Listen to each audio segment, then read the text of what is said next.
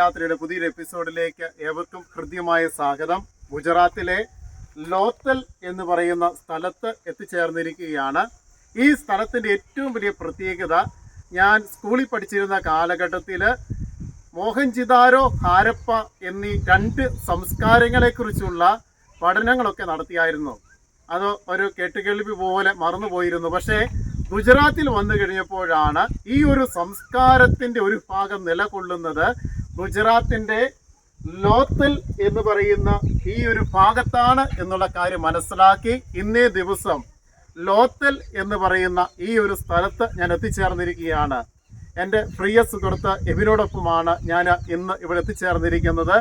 Archaeological സർവേയുടെ ഭാഗമായിട്ട് വളരെ മനോഹരമായ രീതിയിൽ ഇന്നും ഇത് സെക്യൂരിറ്റിമാരെ വെച്ചുകൊണ്ട് കാസൂക്ഷിച്ചിരിക്കുകയാണ്. അതുകൊണ്ട് ഇന്നും മനോഹരമായിട്ട് വൃത്തിയായിട്ട് ഈ ഒരു സ്ഥലം നിലകൊള്ളുന്നു നമുക്ക് കാണുവാനായിട്ട് സാധിക്കും. 5 രൂപ നിരക്കിലാണ് ഇതിനുള്ളിലെ മ്യൂസിയം കാണുവാനായിട്ട് ഇവർ അനുവദിക്കുന്നത്.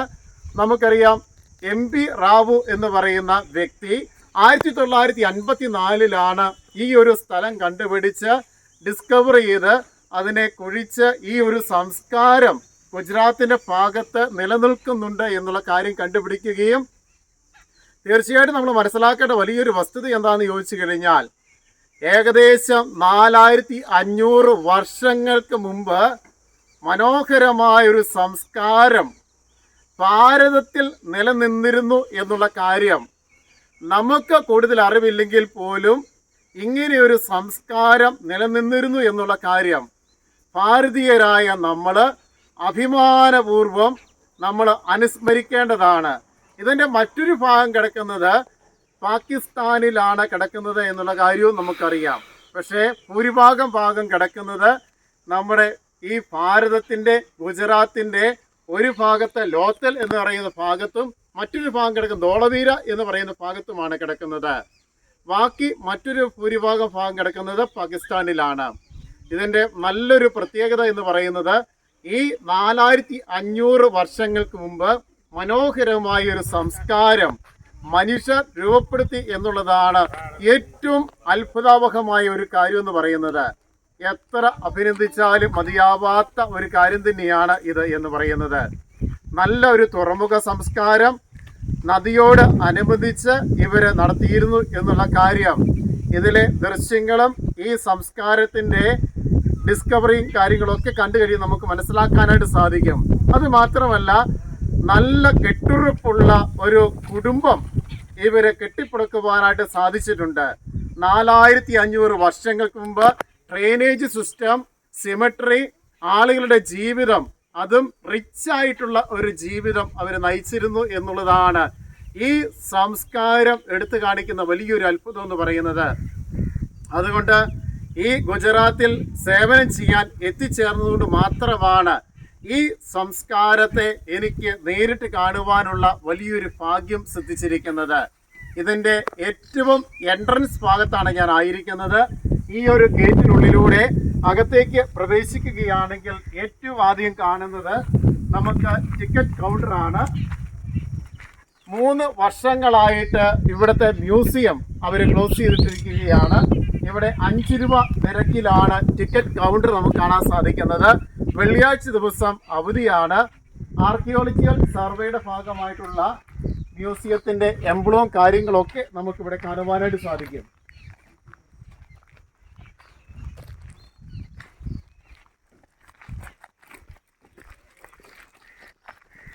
വർഷങ്ങളുടെ കഴിഞ്ഞതുകൊണ്ടാകാം ഈ ബോർഡൊക്കെ ഒത്തിരി മാഞ്ഞു പോയിട്ടുണ്ട്. പക്ഷേ ഗവൺമെൻറ് ഓഫ് ഇന്ത്യ ആർക്കിയോളജിക്കൽ സർവേയുടെ ഭാഗമായിട്ട് മ്യൂസിയമൊക്കെ ഭംഗിയായിട്ട് സൂക്ഷിച്ചു വരുന്നതിൻ്റെ ഭാഗമായിട്ടാണ് റിനോവേഷൻ കാര്യങ്ങളൊക്കെ നടത്തിക്കൊണ്ടിരിക്കുന്നത്. എങ്കിലും മോഡിയായി നല്ല രീതിയിൽ ഇത് കാത്തുസൂക്ഷിച്ച് വരികയാണ്. നമുക്കതിൻ്റെ പ്രസക്തമായ ഭാഗങ്ങൾ കാണുകയും ചെയ്യാം.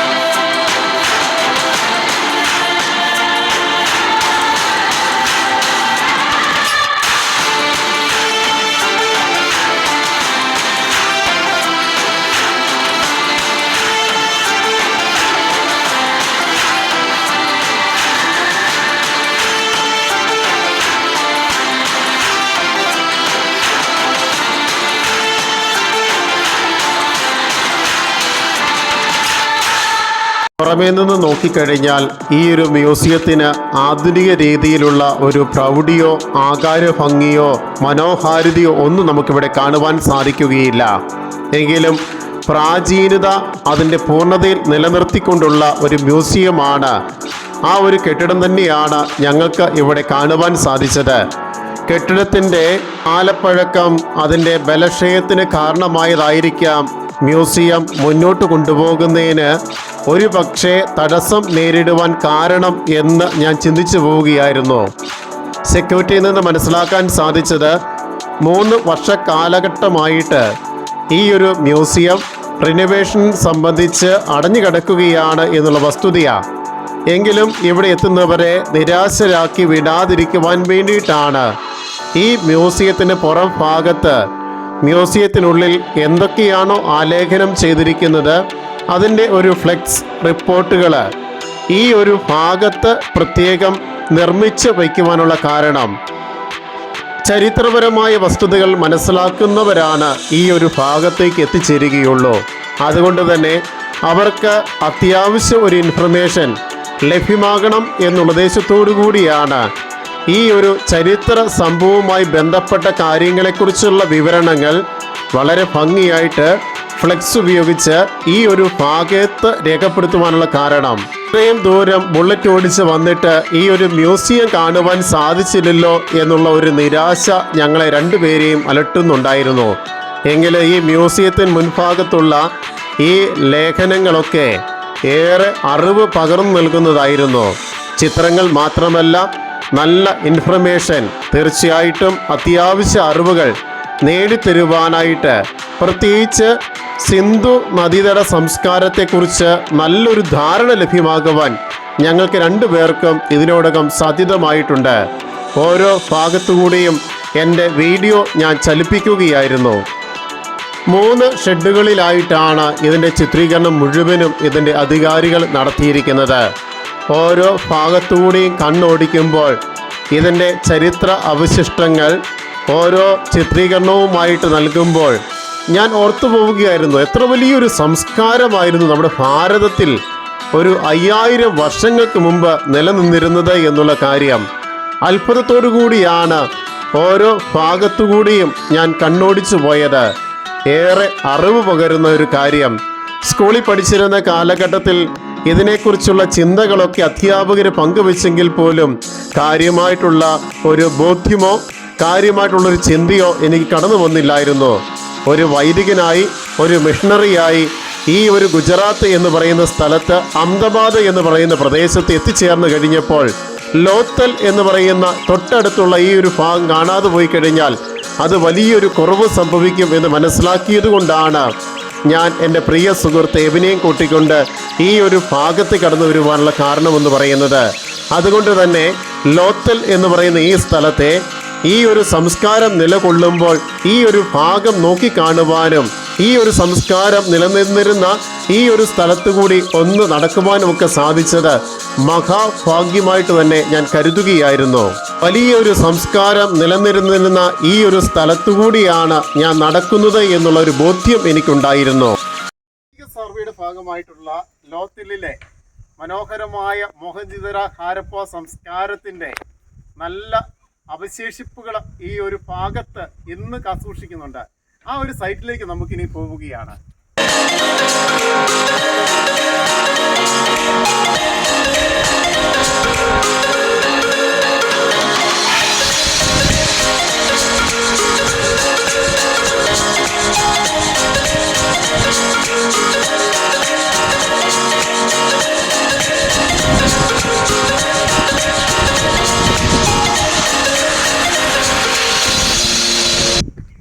ഇതിന് ഒരു എൻട്രൻസ് ഗേറ്റ് ഉണ്ട്. ഗേറ്റ് കടന്ന് അകത്തേക്ക് ഞാൻ പ്രവേശിക്കും.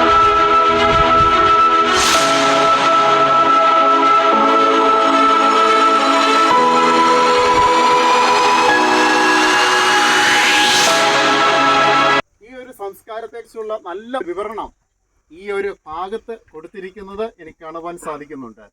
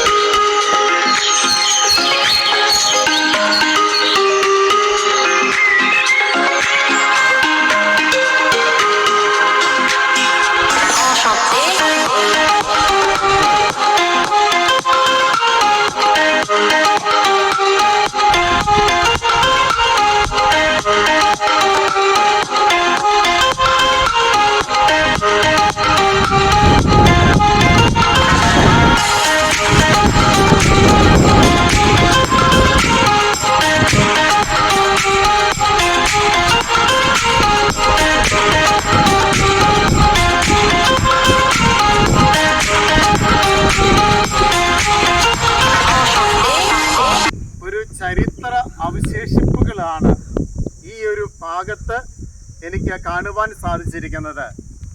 മനോഹരമായ ഒരു സൈറ്റിൽ എത്തിച്ചേർന്നിരിക്കുകയാണ്.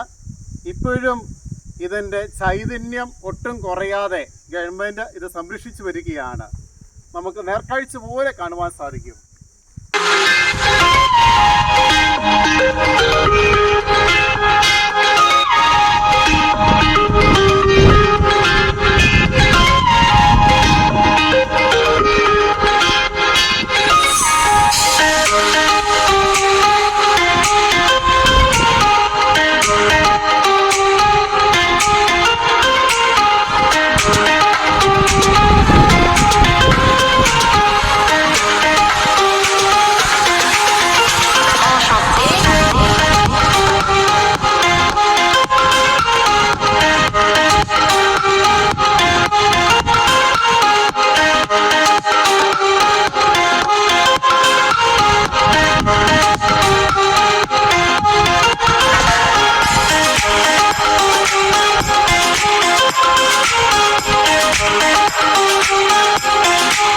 ഇവിടെ നമുക്ക് കാണാൻ സാധിക്കും bag factory, lower town, symmetry എന്നീ ചരിത്ര അവശേഷിപ്പുകൾ ഈ ഒരു ഭാഗത്ത് നിലകൊള്ളുന്നത് നമുക്ക് കാണുവാൻ സാധിക്കും. നമുക്കതിലേക്ക് പോകാം.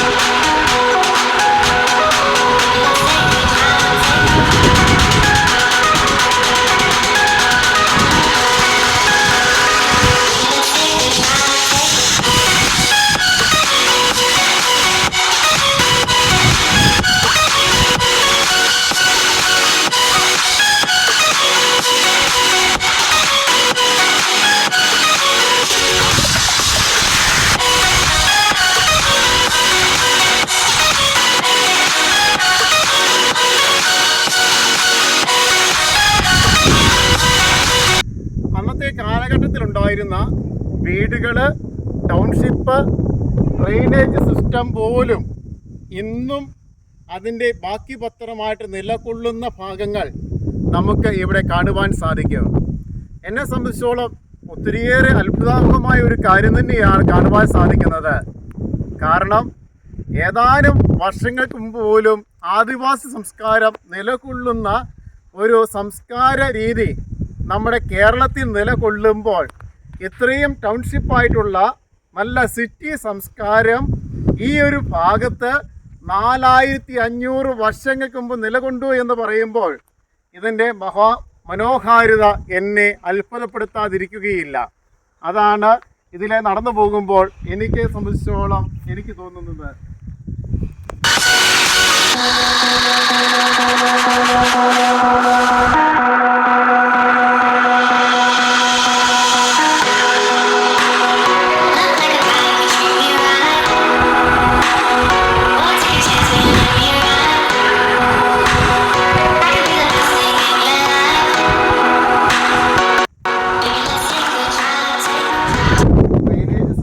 ഭാഗങ്ങളൊക്കെ നമുക്കിവിടെ കാണാൻ സാധിക്കും. ടൗൺഷിപ്പിൻ്റെ ഭാഗങ്ങൾ നമുക്ക് ഇതിൻ്റെ മുകൾ ഭാഗത്ത് കാണുവാൻ സാധിക്കും. കെട്ടിട സമുച്ചയങ്ങളുടെ അവശിഷ്ട ഭാഗങ്ങൾ നമുക്ക് മറ്റൊരു ഭാഗത്ത് കാണുവാൻ സാധിക്കും.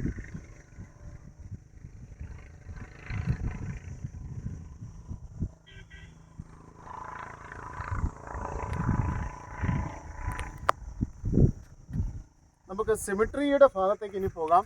സിമിട്രിയുടെ ഭാഗം അന്നും ഇതുപോലെ മരിച്ചവരെ സംസ്കരിക്കുന്നതിന് വേണ്ടി ഒരു സിമിട്രി സംസ്കാരം ഉണ്ടായിരുന്നു എന്നുള്ളതാണ് ഈ ഒരു സിമിട്രി നിലകൊള്ളുമ്പോൾ കാണിക്കുന്നത്.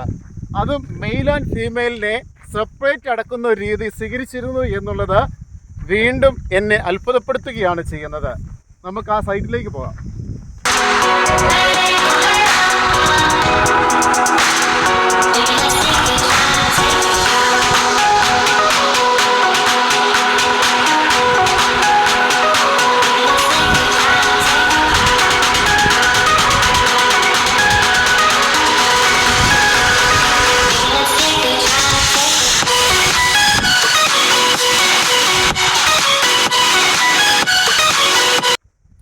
സിമെട്രി ഇച്ചിരി ഉള്ളിലേക്ക് കയറിയാണ്.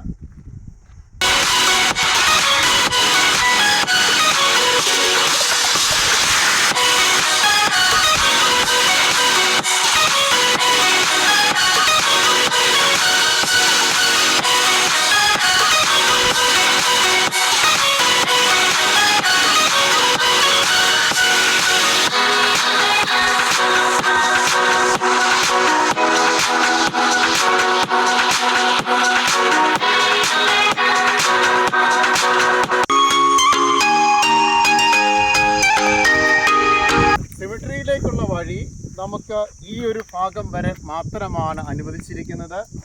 ആ ഭാഗത്ത് കാണുന്ന പ്രദേശമാണ് മെയിൽ ആൻഡ് ഫീമെയിൽ തിരിച്ച് ആളുകളെ അടക്കിക്കൊണ്ടിരിക്കുന്ന ഒരു ഭാഗം എന്ന് പറയുന്നത്. സെക്യൂരിറ്റിയിൽ നിന്നാണ് ഈ കാര്യങ്ങളെല്ലാം മനസ്സിലാക്കിയത്.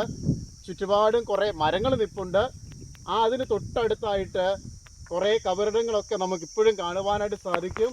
ആ ഒരു ഭാഗത്താണ്, അതായത് ആൺപെൺ വേർതിരിച്ച് അടക്കം സ്വീകരിക്കുന്ന രീതി നിലവിൽ നിന്നിരുന്നത്. അതും 4500 വർഷങ്ങൾ മുമ്പായിരുന്നു എന്ന കാര്യം ഓർക്കണം. അതാണ് ഇതിൻ്റെ വലിയൊരു പ്രത്യേകത എന്ന് പറയുന്നത്.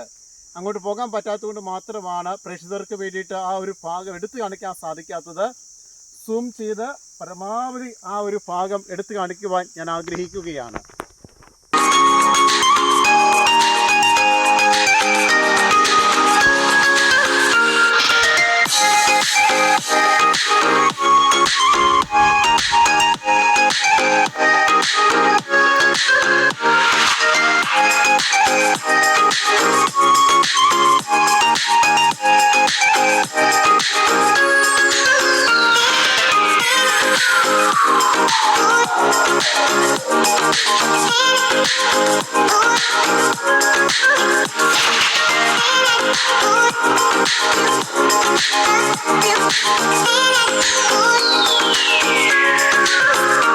നമ്മൾ കണ്ട സിമെട്രി ആണെങ്കിൽ ഇതാ ലോവർ ടവറിലേക്ക് പോവുകയാണ്. അതിൻ്റെ ആരോ മാർക്ക് അനുസരിച്ച് ആ ഒരു ദിശയിലേക്കാണ് നമ്മൾ പോകേണ്ടത്.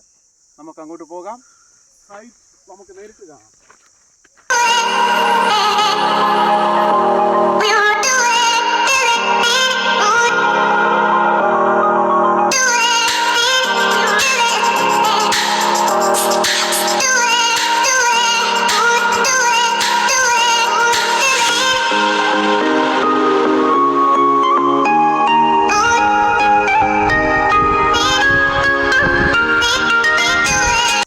വെച്ചേക്കുന്നതിൻ്റെ തൊട്ടടുത്ത് തന്നെയാണ് ഈ ഒരു സൈറ്റ് നമുക്ക് കാണാൻ സാധിക്കുന്നത്. അന്നത്തെ കാലഘട്ടത്തിൻ്റെ നിലനിൽക്കുന്ന സംസ്കാരത്തിൻ്റെ ഏതാനും അവശിഷ്ടങ്ങളാണ് നമുക്കിവിടെ കാണാൻ സാധിക്കുന്നത്. ഒത്തിരി ഒരു ഭാഗങ്ങളെല്ലാം നഷ്ടപ്പെട്ടു പോയിട്ടുണ്ട്. പക്ഷേ ഇന്നും അവശേഷിക്കുന്ന ഭാഗം വളരെ ഭംഗിയായിട്ട് സൂക്ഷിച്ചിരിക്കുകയാണ്. അതിൻ്റെ ഭാഗമാണ് ഈ ഒരു ഭാഗത്ത് മുഴുവൻ നമുക്ക് കാണാൻ സാധിക്കുന്നത്.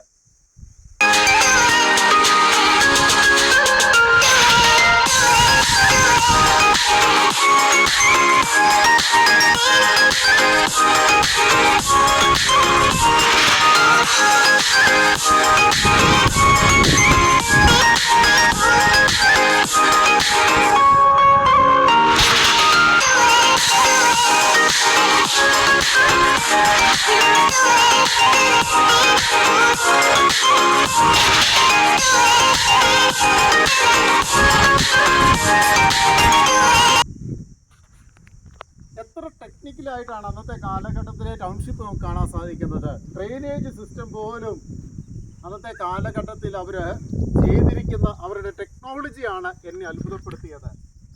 ഇത്ര ഭംഗിയായിട്ട് ചുടുകട്ടയിൽ ഇത്രയും കാര്യങ്ങളൊക്കെ ചെയ്യണമെന്നുണ്ടെങ്കിൽ അവരുടെ ടെക്നോളജി എന്ന് പറയുന്നത് ഏറെ അത്ഭുതാവഹമായ കാര്യം തന്നെയാണ്. അതുതന്നെയാണ് ഇവിടെ വന്നു കഴിഞ്ഞപ്പോൾ എന്നെ അത്ഭുതപ്പെടുത്തിയ ഒരു കാര്യം എന്ന് പറയുന്നത്.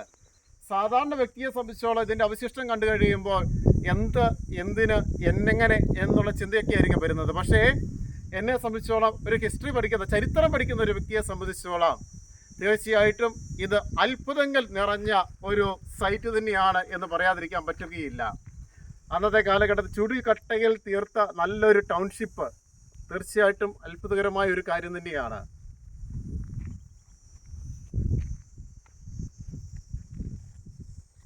അതിൻ്റെ മറ്റൊരു ഭാഗം വേറൊരു സൈഡ് നമുക്ക് കാണാൻ സാധിക്കും.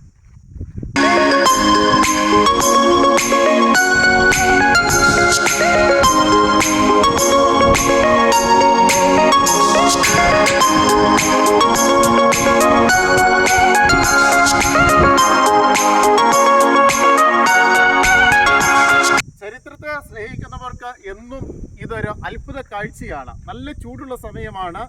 34 ഡിഗ്രി കത്തി നിൽക്കുന്ന നല്ലൊരു സമയം, ഉച്ച സമയം. എങ്കിൽ പോലും ഈ ഒരു ചൂട് സഹിച്ച് ഇവിടെ എത്തിച്ചേരുവാനും ഇത് ക്യാമറയിൽ പകർത്തുവാൻ ഞങ്ങൾ കാണിക്കുന്ന താല്പര്യം ചരിത്രത്തോട് ഞങ്ങൾ കാണിക്കുന്ന നീതിയും താല്പര്യവുമാണ്. നല്ല മനോഹരമായ സൈറ്റ് നമുക്ക് വീണ്ടും കാണാം. ചരിത്രം പഠിക്കുന്ന ഒരു വ്യക്തിയെ സംബന്ധിച്ചിടത്തോളം ഇത് എന്നും അത്ഭുതങ്ങൾ നിറഞ്ഞു നിൽക്കുന്ന ഒരു പ്രദേശമാണ്. കാരണം അന്നത്തെ കാലഘട്ടത്തിൽ ഇതുപോലെ ഒരു കെട്ടിട നിർമ്മാണ ടെക്നോളജി എങ്ങനെ സംഭവിച്ചു, എങ്ങനെയാണ് ഇതിൻ്റെ ഒരു പാണ്ഡിത്യം ഇവർക്ക് ലഭ്യമായത് എന്നുള്ള കാര്യങ്ങളൊക്കെ ഇതിലൂടെ നടന്നു പോകുമ്പോൾ എന്നെ ഏറെ ചിന്തിപ്പിക്കുകയുണ്ടായി. ഇന്നത്തെ കാലഘട്ടത്തിൽ പോലും നല്ല രീതിയിൽ ടെക്നോളജി ഉപയോഗിച്ച് കെട്ടിടം പണിതില്ലെങ്കിൽ ചെറിയ ഒരു ഷെയ്ക്ക് വന്നു കഴിയുമ്പോൾ, ചെറിയ ഒരു ഭൂമികുലുക്കം വന്നു കഴിയുമ്പോൾ ഒക്കെ ഇടിഞ്ഞു പൊളിഞ്ഞ് നാമാവിശേഷ്ടമാകുന്ന ഒരവസ്ഥയാണ് ഉണ്ടാകുന്നത്. പക്ഷെ അന്നത്തെ കാലഘട്ടത്തിൽ ഇഷ്ടിക ഉപയോഗിച്ച് ഇത്രമാത്രം ബൃഹത്തായ, ഞാൻ മനസ്സിലാക്കിയെടുത്തോളം, ചരിത്രത്തിൽ നിന്ന് ഞാൻ മനസ്സിലാക്കിയെടുത്തോളം ഇരുനില കെട്ടിടങ്ങൾ പോലും ഇവർ പണിതിരുന്നു എന്നുള്ള വസ്തുതയാണ് ഞാൻ മനസ്സിലാക്കുന്നത്. ഭാരതത്തിൻ്റെ ചരിത്ര താളുകളിലൂടെ കണ്ണോടിക്കുകയാണെങ്കിൽ നമുക്ക് കാണുവാൻ സാധിക്കും, പണ്ട് എഴുതി വച്ചിരിക്കുന്നത് ആര്യന്മാരുടെ കടന്നു വരവോടുകൂടിയാണ് ഈ ഒരു ഭാരതത്തിൻ്റെ ചരിത്രം ആരംഭിക്കുന്നത് എന്നുള്ള രീതിയിലാണ്. പക്ഷേ മനസ്സിലാക്കേണ്ട മറ്റൊരു വസ്തുത, അതിനും ഒരു 2000 വർഷങ്ങൾക്ക് മുമ്പ് ഇങ്ങനെ ഒരു സിന്ധു നദീതട സംസ്കാരം ഭാരതത്തിൽ നിലനിന്നിരുന്നു എന്നുള്ള വസ്തുതയാണ്. ഇതിൻ്റെ ഉത്ഭവമാകട്ടെ പാകിസ്ഥാനിൽ നിന്നാണ്. പാകിസ്ഥാനിൽ നിന്ന് ഉത്ഭവിക്കുന്ന ഈ ഒരു സംസ്കാരത്തിൻ്റെ കൈവഴികളാണ് ഈ ഭാരതത്തിൻ്റെ ഈ ഒരു പ്രദേശങ്ങളിലൊക്കെ നിറഞ്ഞു നിൽക്കുന്നത്. അന്നത്തെ കാലഘട്ടത്തിൽ നദീതടവുമായി ബന്ധപ്പെട്ടാണ് ഓരോ സംസ്കാരങ്ങളും രൂപപ്പെട്ടിരിക്കുന്നത്. കാരണം വെള്ളത്തിൻ്റെ ലഭ്യത എവിടെയുണ്ടോ അതിനനുസരിച്ചാണ് ഒരു സംസ്കാരത്തിൻ്റെ വളർച്ച എന്നുള്ള കാര്യം അവർക്കറിയാമായിരുന്നു. അതുമാത്രമല്ല, നിലനിൽപ്പിൻ്റെ അന്നത്തെ കാലഘട്ടത്തിൽ ഏറ്റവും ബേസിക് ആയിട്ടുള്ള ഒരു ആവശ്യം കൂടിയായിരുന്നു ജലം എന്ന് പറയുന്നത്. വെള്ളത്തിൻ്റെ ലഭ്യതയില്ലാതെ ഒരു സംസ്കാരം രൂപപ്പെടുക എന്ന് പറയുന്നത് അസാധ്യമാണ് എന്നുള്ള കാര്യം അവർക്കറിയാമായിരുന്നു. കൃഷി ചെയ്യണമെങ്കിൽ നമുക്ക് ജലം ആവശ്യമാണ്. അതുമാത്രമല്ല, വീട്ടിലെ ആവശ്യങ്ങൾക്ക് ജലം ആവശ്യമാണ്. ഇത് എങ്ങനെ സംഭരിക്കാൻ സാധിക്കും എന്നതിനെ പറ്റിയുള്ള ടെക്നോളജിയൊക്കെ ഇവർ പഠിച്ചു വച്ചിട്ടുണ്ട്. അതിൻ്റെ ഭാഗമായിട്ടാണ് വലിയ കുളങ്ങൾ നിർമ്മിച്ച് അതിലേക്ക് ജലം സംഭരിക്കുകയും ജലം ആവശ്യം പോലെ ഉപയോഗിക്കുവാനും ഇവർക്ക് സാധിച്ചിട്ടുണ്ട്. ഏത് സംസ്കാരത്തിൻ്റെ എന്തിൻ്റെ അവശേഷിപ്പാണ് ഈ ഒരു ചില്ലുകൂട്ടിനുള്ളിൽ പ്രത്യേകമായിട്ട് നടത്തിയിരിക്കുന്നത് എന്നുള്ള കാര്യം മനസ്സിലാകുന്നില്ല. ആരെങ്കിലും മനസ്സിലാകുകയാണെങ്കിൽ ഒന്ന് കമൻറ്റ് ചെയ്യുന്ന കാര്യം കൂടി ഏറെ സ്നേഹത്തോടു കൂടി ഓർമ്മപ്പെടുത്തുകയാണ്. ഏതെങ്കിലും രീതിയിലുള്ള മതപരമായ ആചാരത്തിൻ്റെ ഭാഗമായിട്ടുള്ള അവശേഷിപ്പാണോ എന്ന് ഞാൻ സംശയിച്ചു പോവുകയാണ്.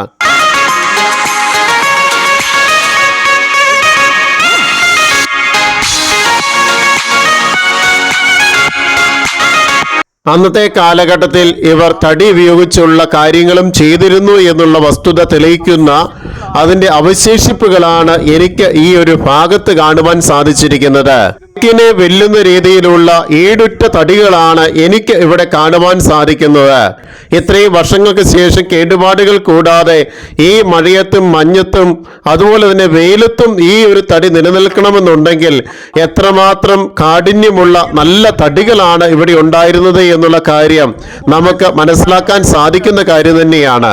അന്നത്തെ കാലഘട്ടത്തിൽ പ്രധാനമായിട്ട് സഞ്ചാര മാർഗമായിട്ട് ഉപയോഗിച്ചിരുന്നത് ജലമാർഗമായിരുന്നു. ജലത്തിലൂടെ സഞ്ചരിക്കണമെന്നുണ്ടെങ്കിൽ നമുക്കറിയാം വള്ളം ആവശ്യമാണ്. അതുപോലെയുള്ള ഇടുറ്റു തടികൾ ഉപയോഗിച്ച് വള്ളം നിർമ്മിച്ച് ജലത്തിലൂടെയുള്ള സഞ്ചാരം നടത്തിയിരുന്നു എന്നതിൻ്റെ ശേഷിപ്പുകളും നമുക്ക് ഇവിടെ കാണുവാൻ സാധിക്കും.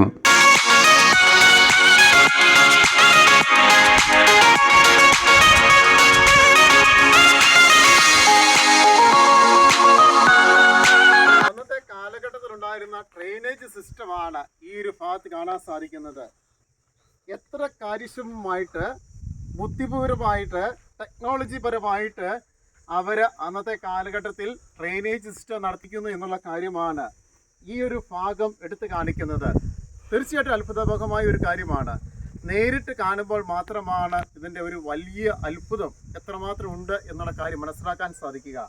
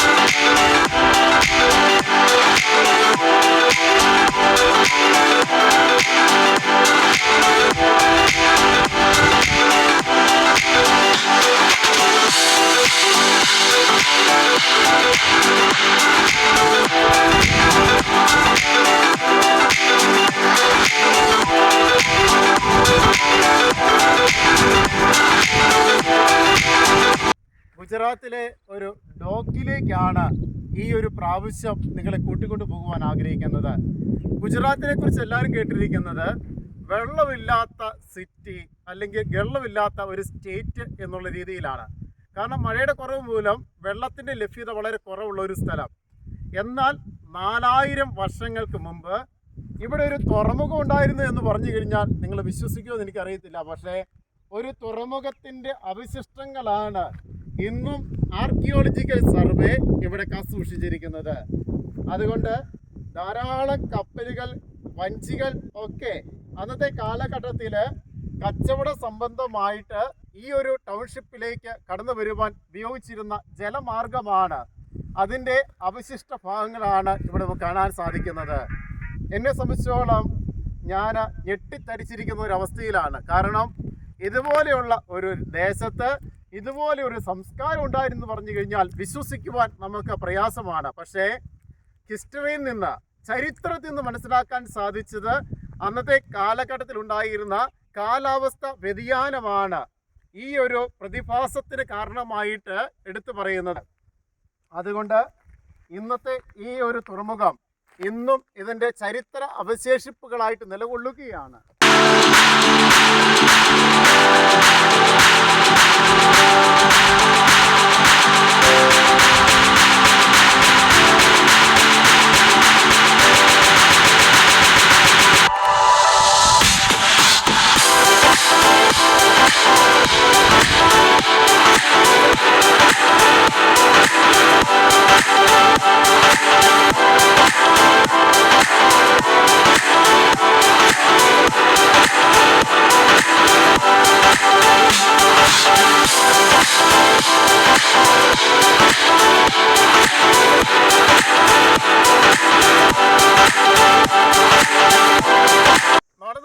ാണെങ്കിൽ വലിയൊരു ഏരിയ ഉള്ളതുകൊണ്ട് അങ്ങേയറ്റം വരെ ഞാൻ നടന്നു നീങ്ങുന്നില്ല. പക്ഷേ നമ്മൾ മനസ്സിലാക്കേണ്ട വലിയൊരു ചരിത്ര വസ്തുത എന്ന് പറയുന്നത് അന്നത്തെ കാലഘട്ടത്തിൽ ഇതുപോലെ ഒരു സംഭവവികാസം ഉണ്ടായിരുന്നു. ചരിത്രത്തിൽ ഇത് ഇന്നും അതിൻ്റെ ഭാഗമായിട്ട് സൂക്ഷിക്കുന്നു എന്നുള്ള കാര്യമാണ്. വെള്ളപ്പൊക്കവും ഭൂമികുലുക്കവും ഒക്കെ ആയിരിക്കാം ഈ ഒരു ഭൂമിയുടെ പ്രതിഭാസ മാറ്റത്തിന് കാരണമെന്ന് ഞാൻ മനസ്സിലാക്കുന്നത്. ഏതായാലും ചരിത്രപരമായിട്ട് ഇതൊന്നും കാസൂക്ഷിക്കുന്നു എന്നുള്ളത് ഏറെ അത്ഭുതകരമായ ഒരു കാര്യം തന്നെയാണ്.